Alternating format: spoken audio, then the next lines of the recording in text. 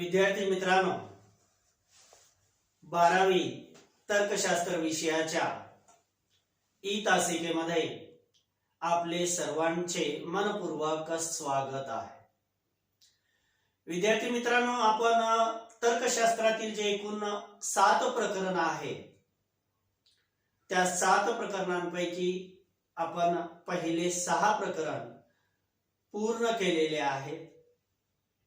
आजच्या तासिकेमध्ये आपणास आपले तर्कशास्त्राचे जे 7वे प्रकरण आहे, जे अंतिम शेवटचे प्रकरण आहे, सिद्धांत कल्पना, या 7व्या प्रकरणाचा अभ्यास आपणास आजच्या तासामध्ये करायचे आहे। प्रकरण 7वे, सिद्धांत कल्पना। सिद्धांत कल्पना या प्रकरणाचा अभ्यासाला आपणास आजच्या तासिकेत सुरुवात करायची आहे। आजच्या तासिकेमध्ये सिद्धांत कल्पना या प्रकरणाची सुरुवात करत असताना या प्रकरणाला आपण इंग्रजीमध्ये हायपोथेसिस असं म्हणतो। HYPOTHESIS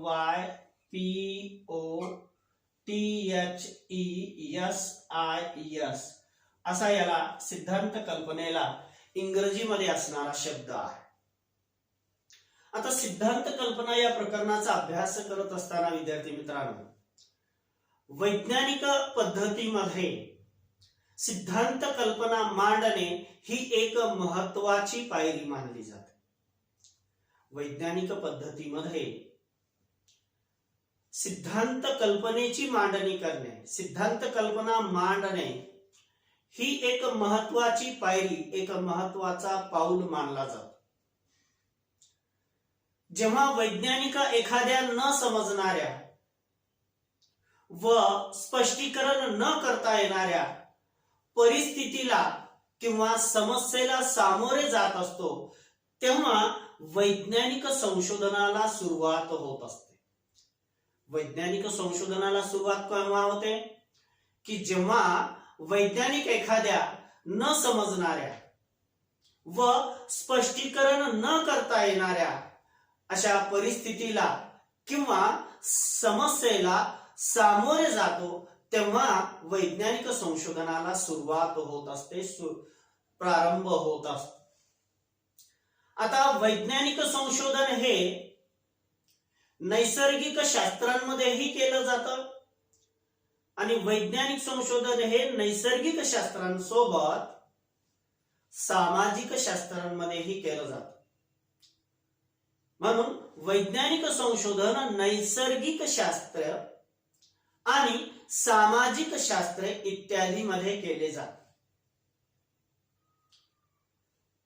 जेव्हा प्रथम समस्येची जाणीव होते, जेव्हा प्रथम समस्येची जाणीव होते, तेव्हा सर्वात प्रथम आणि महत्त्वाचे पाऊल म्हणजे सिद्धांत कल्पना मांडणे होय।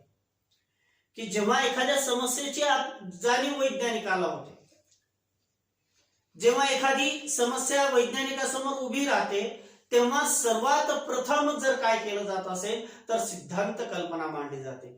तेव्हा सर्वात महत्त्वाचं पाऊल जर कोणतं असेल तर सिद्धांत कल्पना मांडली जाते। कशासाठी?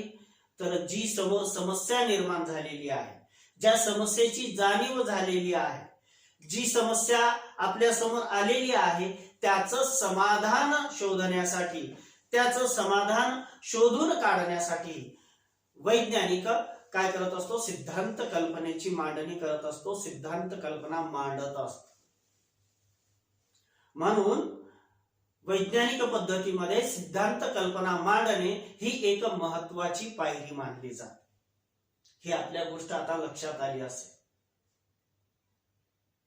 आहे की नाही विद्यार्थी मित्रांनो? आली की नाही? तर वैज्ञानिक पद्धतीमध्ये सिद्धांत कल्पना मांडणे ही एक महत्त्वाची पायरी आहे। का आहे हे आपण पाहिलं, कारण जेव्हा वैज्ञानिक संशोधन करत असताना त्याच्यासमोर एखादी समस्या निर्माण होते, एखादी स्पष्टीकरण करता न येणारी परिस्थिती निर्माण होते, किंवा एखादी न उमगणारी न समजणारी घटना त्याच्या समोर येते, अशा वेळेला त्या परिस्थितीला जाणून घेण्यासाठी, त्या परिस्थितीचे स्पष्टीकरण करण्यासाठी, त्या समस्येचे उत्तर शोधून काढण्यासाठी वैज्ञानिक सिद्धांत कल्पनेचा आधार घेऊन वैज्ञानिक संशोधनाला सुरुवात करत असतो. आणि वैज्ञानिक संशोधन हे नैसर्गिक शास्त्रांमध्ये तर केले जातेच, त्याच सोबत वैज्ञानिक संशोधन हे सामाजिक शास्त्रांमध्येही केले जाते. मग वैज्ञानिक संशोधनाला केव्हा सुरुवात होते, कशी सुरुवात होते, तर जेव्हा प्रथम समस्येची जाणीव होते. जेव्हा प्रथम कशाची जाणीव होते विद्यार्थी मित्रांनो, समस्येची जाणीव होते. आणि अशा वेळेला की आपणास समस्येची, वैज्ञानिकाला समस्येची जाणीव झाली, तेव्हा सर्वात प्रथम आणि महत्वाचं पाऊल जर काय असेल तर सिद्धांत कल्पना मांडणे आहे. केव्हा समस्येची जाणीव झाली असता सर्वप्रथम काय मांडली पाहिजे, सिद्धांत कल्पना मांडली पाहिजे. आणि ती सिद्धांत कल्पना मांडल्यानंतर तेथूनच वैज्ञानिक संशोधनाला सुरुवात होत असते. जोपर्यंत एखाद्या सिद्धांत कल्पनेची मांडणी केली जात नाही,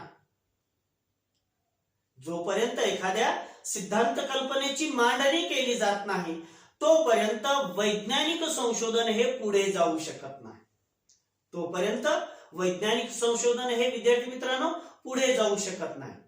की एखाद्या घटनेशी संबंधित जी समस्या निर्माण झालेली आहे, जी परिस्थिती निर्माण झालेली आहे, ज्या परिस्थितीचं आपणास स्पष्टीकरण करता येत नाही, अशा वेळेला ती परिस्थिती समजून घेण्यासाठी, ती समस्या समजून घेण्यासाठी, ती परिस्थिती स्पष्ट करण्यासाठी, त्याचे स्पष्टीकरण देण्यासाठी आपण सिद्धांत कल्पनेचा आधार घेत असतो.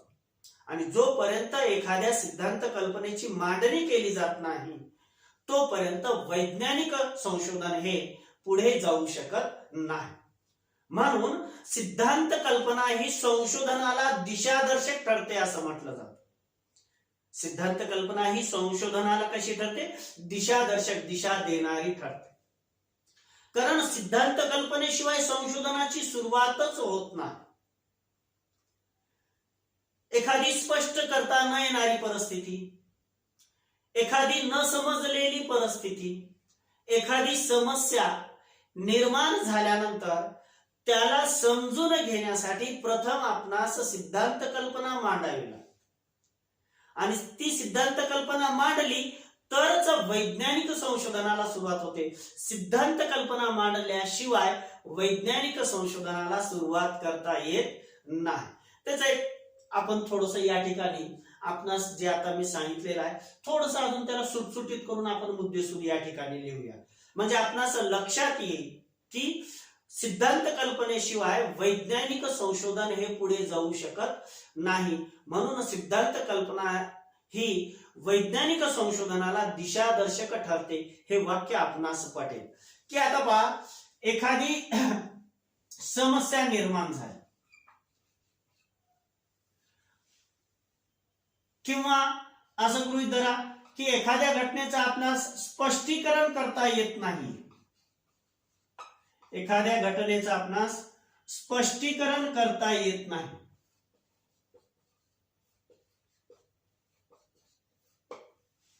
अशा वेळेला आपणास संशोधन करत असताना हे जाणून घेण्यासाठी आपणास सिद्धांत कल्पना सुरुवातीला मांडावी लागते. काय मांडावी लागते विद्यार्थी मित्रांनो?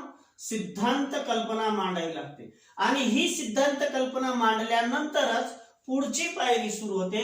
त्याला आपण म्हणतो वैज्ञानिक संशोधन. त्याला काय म्हणतो आपण? वैज्ञानिक संशोधन. आता वैज्ञानिक संशोधन हे दोन क्षेत्रात असतं. मी असं आपणास सांगितलं. एक आहे नैसर्गिक शास्त्रे, एक आहे नैसर्गिक शास्त्रे. नैसर्गिक शास्त्र म्हणजे विज्ञान, फिजिक्स, केमिस्ट्री, बायोलॉजी, रसायनशास्त्र, जीवशास्त्र, भौतिकशास्त्र. आणि दुसरे आहे सामाजिक शास्त्रे. दुसरे कोणते आहे? सामाजिक शास्त्रे.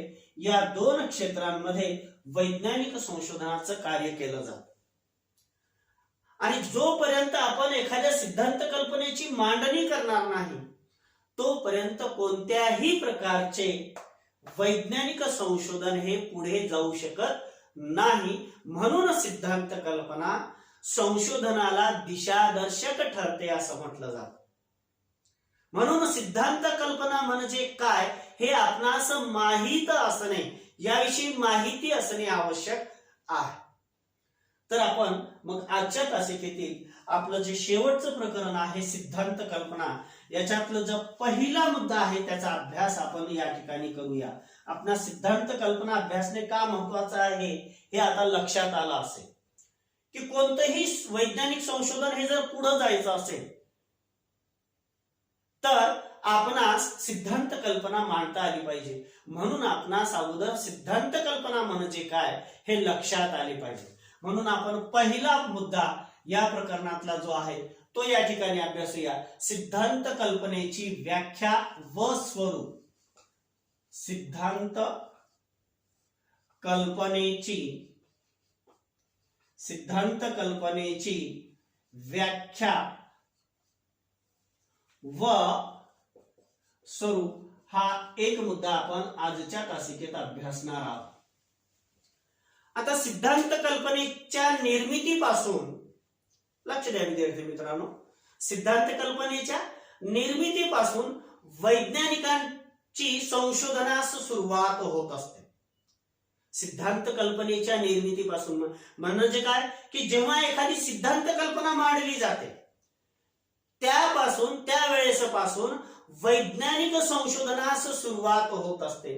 म्हणजे सिद्धांत कल्पना मांडल्याशिवाय वैज्ञानिक संशोधनाला सुरुवात होत नाही, हे आपणास आता लक्षात आलं असेल.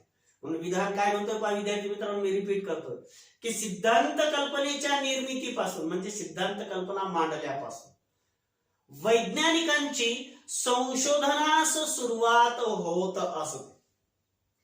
आता सिद्धांत कल्पनेला इंग्रजीमध्ये मी आपणास सांगितलं हायपोथेसिस हा शब्द आहे. सिद्धांत कल्पनेला इंग्रजीमध्ये कोणता शब्द आहे विद्यार्थी मित्रांनो? हायपोथेसिस हा ग्रीक भाषेतील शब्द आहे. आता ग्रीक भाषेतील हा जो हायपोथेसिस शब्द आहे त्यात दोन वेगवेगळे शब्द आहेत. एक आहे हायपो, HYPO. याचा अर्थ काय होतो? हायपो म्हणजे खाली. मराठीत अर्थ काय होतो हायपोचा अर्थ? HYPO. याचा अर्थ काय होतो मराठीमध्ये? खाली. खाली, खली नाही, खाली. आणि थेसियन याचा अर्थ काय होतो? ठेवणे. याचा अर्थ काय होतो? थेसियनचा अर्थ ठेवणे असा होतो. मग आता या ठिकाणी सिद्धांत कल्पनेची व्याख्या पाहत असताना एक तर्कशास्त्रज्ञ आहे कॉफी. एक तर्कशास्त्रज्ञ काय आहे विद्यार्थी मित्रांनो? कॉफी. आपण पितो ती कॉफी, चहा कॉफी नाही. कॉफी हे एका तर्कशास्त्रज्ञाचं नाव आहे. तर कॉफी या तर्कशास्त्रज्ञाच्या मतानुसार सिद्धांत कल्पनेची व्याख्या कशी केली पहा. कॉफी या तर्कशास्त्रज्ञ, कॉफी यांच्या मते एखादी वस्तुस्थिती किंवा परिस्थिती, एखादी वस्तुस्थिती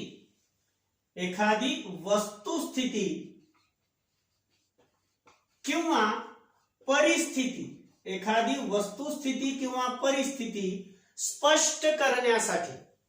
लक्षात घ्या विद्यार्थी मित्रांनो काय म्हणतो? एखादी वस्तुस्थिती किंवा परिस्थिती स्पष्ट करण्यासाठी. पण कशी? शास्त्रीय दृष्ट्या स्पष्ट करण्यासाठी. परत व्याख्या आपण रिपीट करूया. कॉफी या तर्कशास्त्रज्ञाच्या मते एखादी वस्तुस्थिती किंवा परिस्थिती शास्त्रीय दृष्ट्या स्पष्ट करण्यासाठी केलेली स्पष्टीकरणाचा प्रयत्न करणारी तात्पुरती कल्पना म्हणजे सिद्धांत कल्पना होय, अशी कॉफी या तर्कशास्त्रज्ञाने सिद्धांत कल्पनेची केलेली व्याख्या आहे. मी व्याख्या काय सांगितली विद्यार्थी मित्रांनो? एखादी वस्तुस्थिती किंवा परिस्थिती कशी स्पष्ट करण्यासाठी? शास्त्रीय दृष्ट्या स्पष्ट करण्यासाठी. एखादी वस्तुस्थिती किंवा परिस्थिती शास्त्रीय दृष्ट्या स्पष्ट करण्यासाठी केलेली स्पष्टीकरणाचा प्रयत्न करणारी तात्पुरती कल्पना म्हणजे सिद्धांत कल्पना होय, अशी कॉफी या तर्कशास्त्रज्ञाने सिद्धांत कल्पनेची म्हणजे हायपोथेसिसची केलेली व्याख्या. आणखीन एखादी सोपी व्याख्या आहे का जी सर्वसामान्य व्याख्या आहे? आहे, आपल्या पुस्तकातही ती दिलेली आहे की सिद्धांत कल्पना म्हणजे समस्येला दिलेले तात्पुरते उपाय होय. सिद्धांत कल्पना म्हणजे समस्येला दिलेले तात्पुरते उपाय होय. सिद्धांत कल्पना म्हणजे एखाद्या समस्येला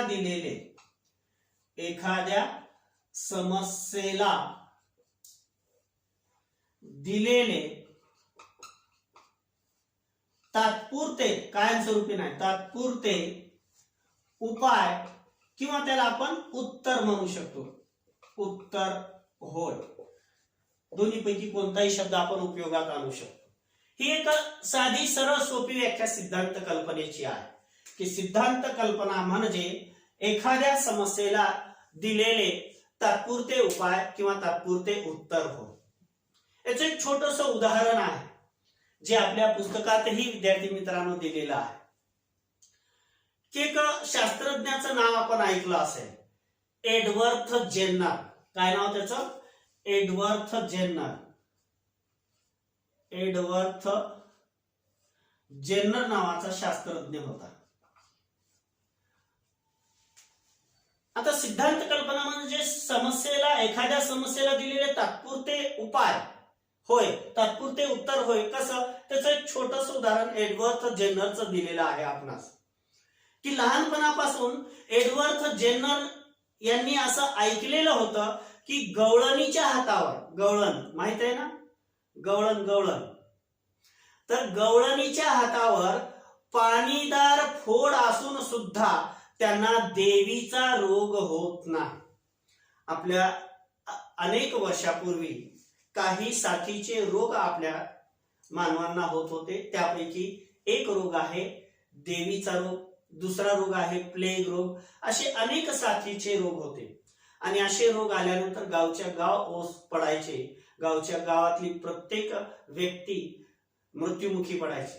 त्या काळातील हे उदाहरण आहे की लहानपणापासून एडवर्थ जेन्नर यांनी असं ऐकलेलं होतं की गवळणीच्या हातावर पाणीदार फोड असून सुद्धा त्यांना देवीचा रोग होत नाही. आता ही परिस्थिती स्पष्ट करताना की गवळणीच्या हातावर पाणीदार फोड आहे, फोड माहित आहे ना आपणास, फोड येत होते, त्याच्यात पस वगैरे भरतो ज्याला आपण पू म्हणतो. तर गवळणीच्या हातावर पाणीदार फोड असून सुद्धा त्या गवळणीला देवी हा रोग होत नाही. मग ही जी परिस्थिती आहे की हातावर फोड असून सुद्धा, पाणीदार फोड असून सुद्धा, त्या फोडामध्ये पाणी भरलेलं आहे, पाणीदार फोड असून सुद्धा त्या गवळणीला कोणता रोग होत नाही? देवीचा रोग होत नाही. या परिस्थितीला स्पष्ट करताना त्यांनी अशी सिद्धांत कल्पना तयार केली. कोणी? एडवर्थ जेन्नरने. त्यांनी अशी सिद्धांत कल्पना तयार केली की पाण्याने भरलेल्या फोडांमध्ये, पाण्याने भरलेले, त्याच्या हातावर जे पाण्याने भरलेले फोड आहेत, त्या पाण्याने भरलेल्या फोडांमध्ये असणाऱ्या पसमुळे म्हणजे पूमुळे, पाण्याने भरलेल्या फोडामध्ये नंतर काय होत असतं? पू होत असतं, ज्याला आपण पस असं म्हणतो. तर त्या पसमुळे गवळणीचे देवीच्या रोगापासून काय होते? संरक्षण होते. अशी एक तात्पुरती कल्पना एडवर्थ जेन्नर याने मांडली. कोणती परिस्थिती स्पष्ट करण्यासाठी? की गवळणीच्या हातावर पाणीदार फोड असून सुद्धा तिला काय होत नाही? देवीचा रोग होत नाही.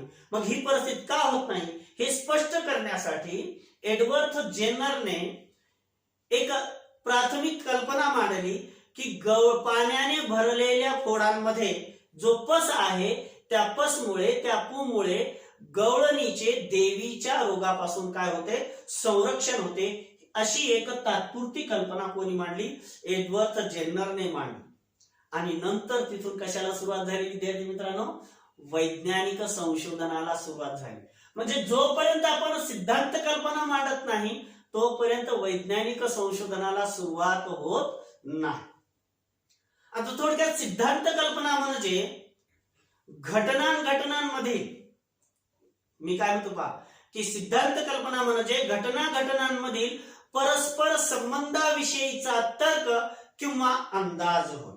सिद्धांत कल्पना म्हणजे काय? थोडक्यात जर सांगायचं असेल तर सिद्धांत कल्पना म्हणजे घटनांमधील परस्पर संबंधाविषयीचा अंदाज किंवा तर्क म्हणजे सिद्धांत कल्पना होय. अशी एक सर्वसामान्य व्याख्या आपण सिद्धांत कल्पनेची करू शकतो. आता आपण सिद्धांत कल्पनेची व्याख्या व स्वरूप हे आपल्या प्रकरणातील पहिला मुद्दा आपण अभ्यासत होतो आणि यामध्ये आपण कॉफी या तर्कशास्त्रज्ञाने केलेली व्याख्या आपण अभ्यासली. एक सर्वसामान्य व्याख्या अभ्यासली की एखाद्या कल्पनेला दिलेले तात्पुरते उत्तर किंवा तात्पुरते उपाय म्हणजे सिद्धांत कल्पना, असे दोन व्याख्या आपण आणि सिद्धांत कल्पनेचं स्वरूप अभ्यासलं. आता एक यापुढील महत्वाचा असा एक मुद्दा आहे, सिद्धांत कल्पनेची वैशिष्ट्ये, त्याचा अभ्यास करूया. सिद्धांत कल्पनेची वैशिष्ट्ये. आता सिद्धांत कल्पनेची वैशिष्ट्ये अभ्यासत असताना विद्यार्थी मित्रांनो, याची अनेक वैशिष्ट्ये आहेत. त्यापैकी काही वैशिष्ट्यांचा अभ्यास आपण आजच्या तासिकेत करूया. आता सिद्धांत कल्पनेची वैशिष्ट्ये अभ्यासत असताना सिद्धांत कल्पनेचा पहिलं वैशिष्ट्य आहे की वैज्ञानिक संशोधनातील एक महत्वाचा टप्पा. वैज्ञानिक संशोधनातील पहिलं वैशिष्ट्य आहे सिद्धांत कल्पनेचं, वैज्ञानिक संशोधनातील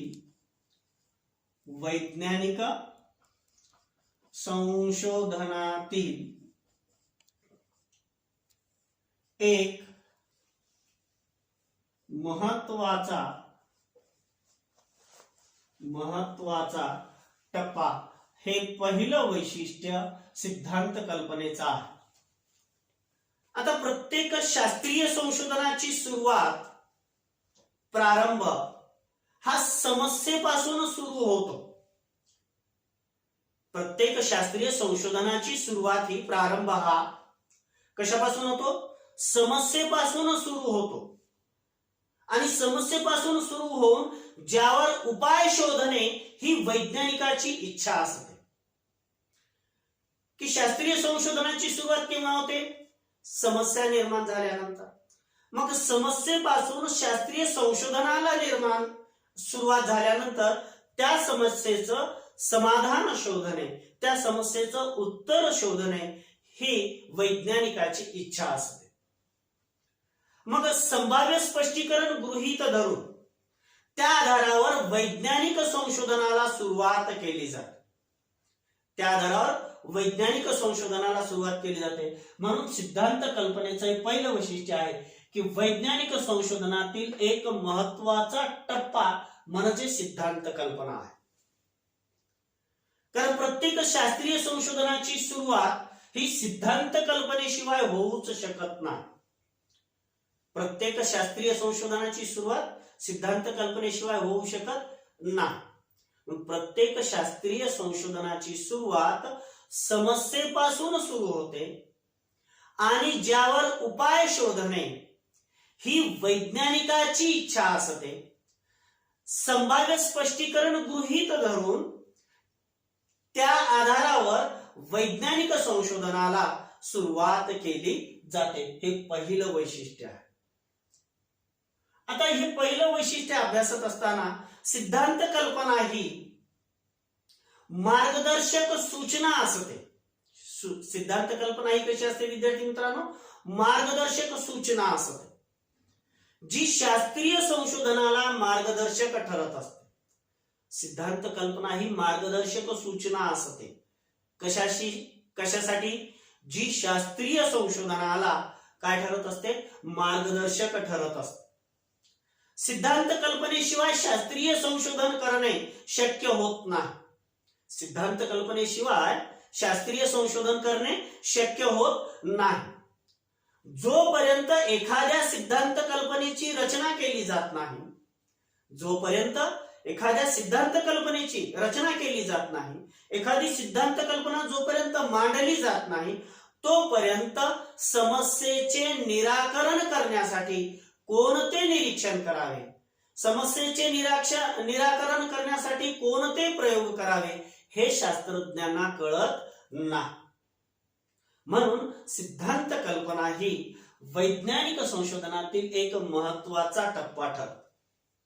त्याचं एक उदाहरण आहे विद्यार्थी मित्रांनो, आपल्या अभ्यासक्रमाच्या पुस्तकात आहे की नेपच्यून या ग्रहाचा शोध कसा लागला. त्याचा एक छोटीशी घटना आपणास सांगतो जी पुस्तकातही सांगितलेली आहे.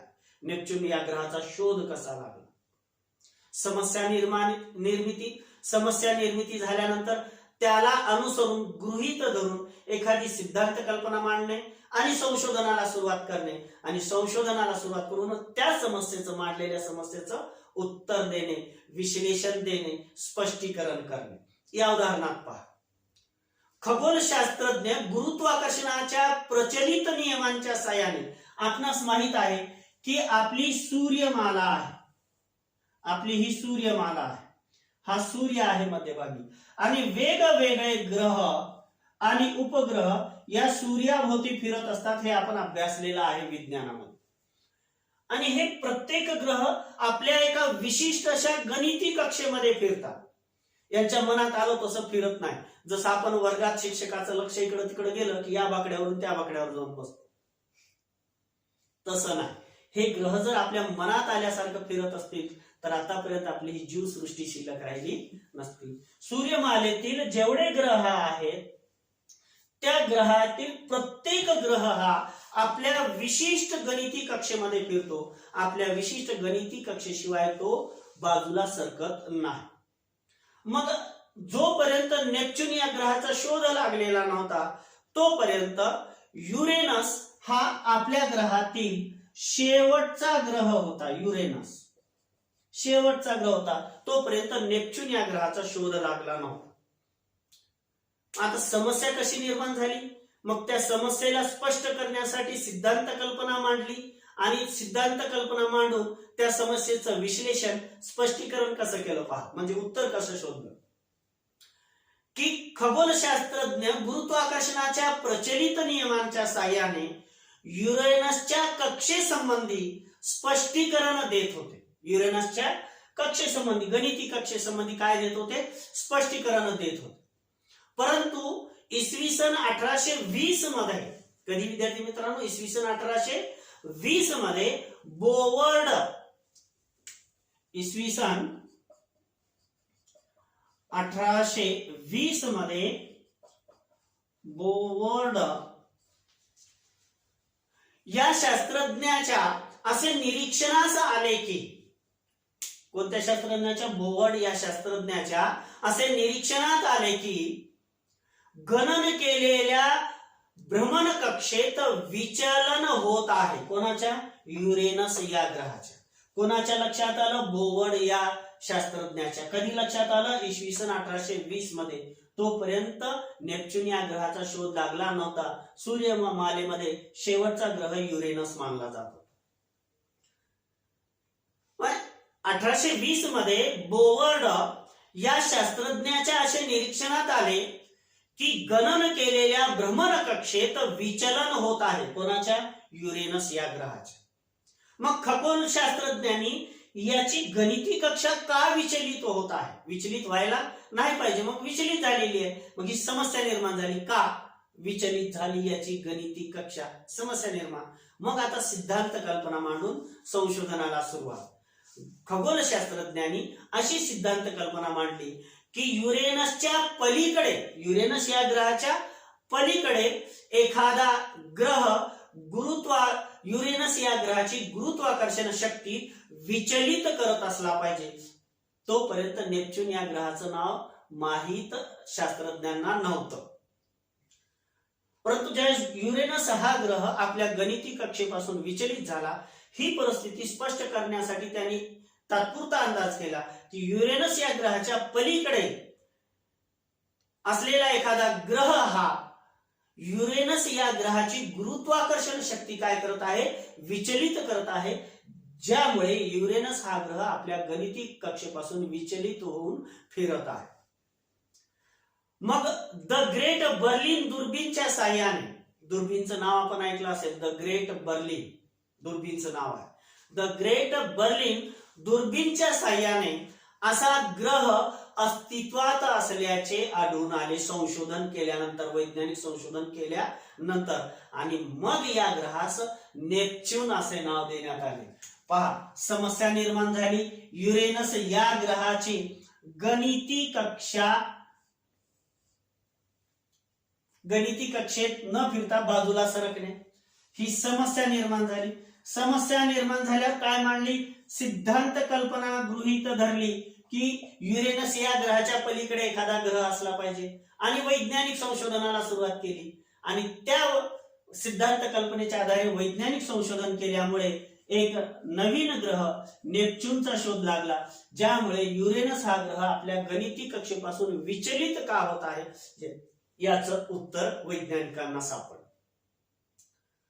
आणि त्या ग्रहाला नेपच्यून असं नाव वैज्ञानिकांनी दिलेलं आपणास दिसून येईल. आता युरेनसच्या पलीकडे एखादा ग्रह असावा ही सिद्धांत कल्पना सत्य असल्याचे काय होते? प्रस्थापित होते. कशामुळे? नेपच्यून या ग्रहाचा शोध लागल्यामुळे. हे दोन वैशिष्ट्य, पहिलं वैशिष्ट्य आपण अभ्यासलं वैज्ञानिक संशोधनातील एक महत्वाचा टप्पा म्हणजे काय आहे? सिद्धांत कल्पना आहे. सिद्धांत कल्पना मांडल्याशिवाय वैज्ञानिक संशोधनाला आपणास सुरुवात करता येत नाही. आता दुसरा मुद्दा घेऊया, स्पष्टीकरणाचा प्रयत्न. दुसरं वैशिष्ट्य स्पष्टीकरणाचा प्रयत्न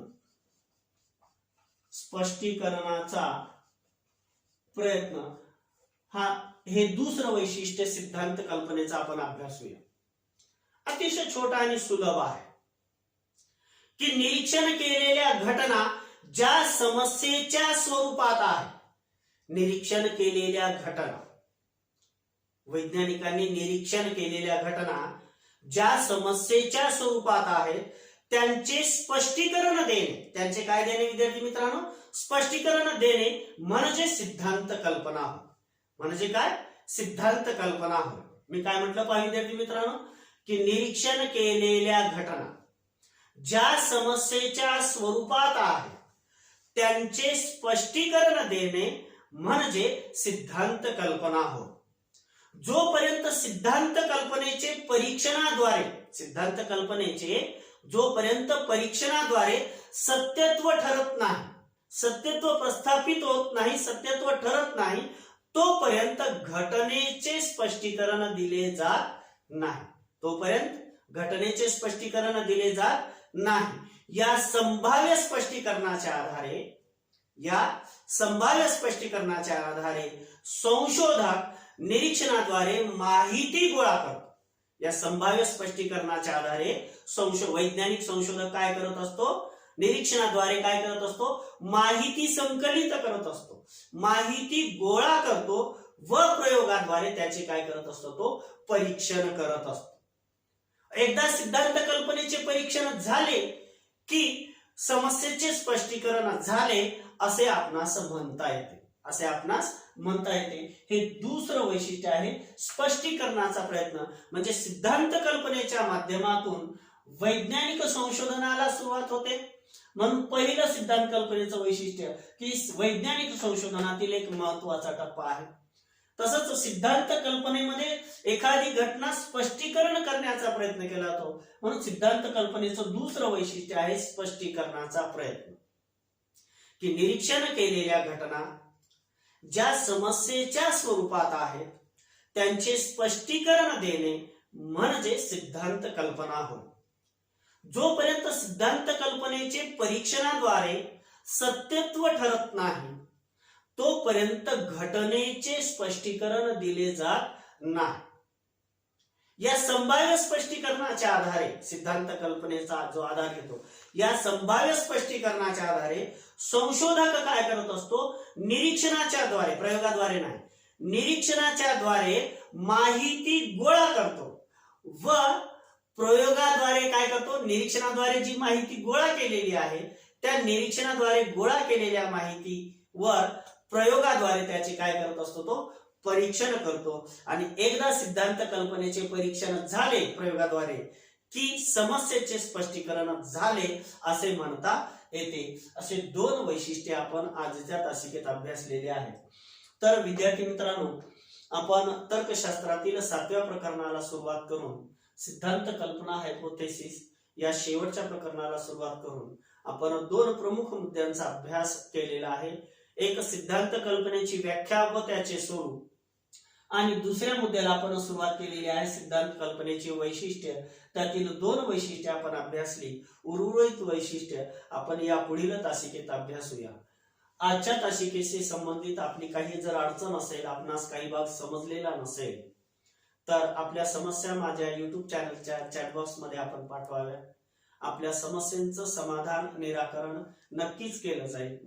परंतु जर हा व्हिडिओ पाहत असताना, ही तासिका पाहत असताना आपणास हा विषय सुलभ होत असेल, तर आपल्याच विषयाच्या शिक्षकाच्या युट्यूब चॅनलला आपण सबस्क्राईब करावे.